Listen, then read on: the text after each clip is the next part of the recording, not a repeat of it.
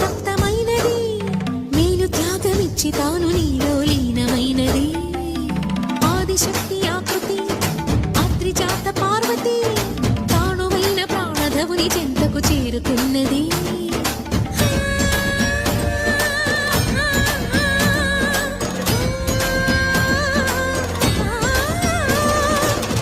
భువికి తరలించేలా ధరణి దివిని తలపించేలా